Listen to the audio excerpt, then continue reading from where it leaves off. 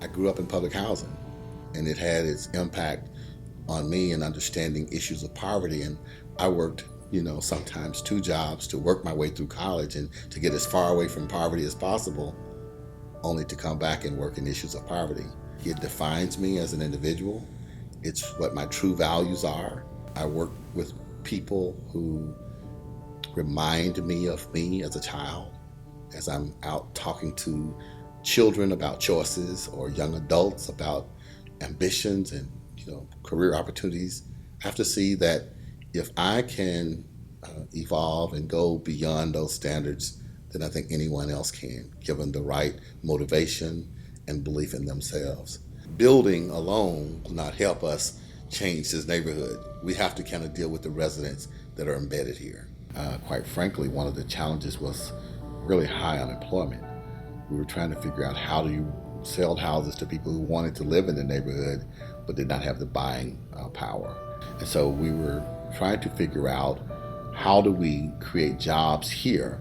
As we began to talk to individuals who happened to be from the community, well, what is your story? We realized that some of them were ex-felons. And the fact is they couldn't find jobs, places that wouldn't hire them.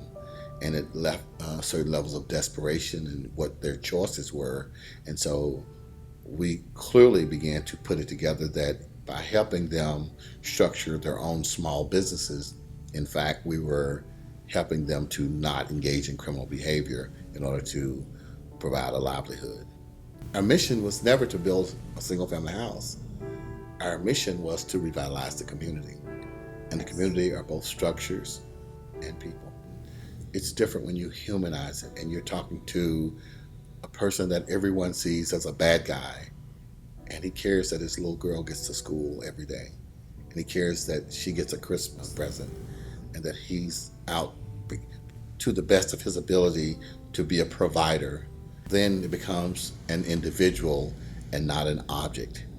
And that it helps me to make sure that the reason that I'm doing the work is from my heart. It's what I love doing, and it's my way of giving back.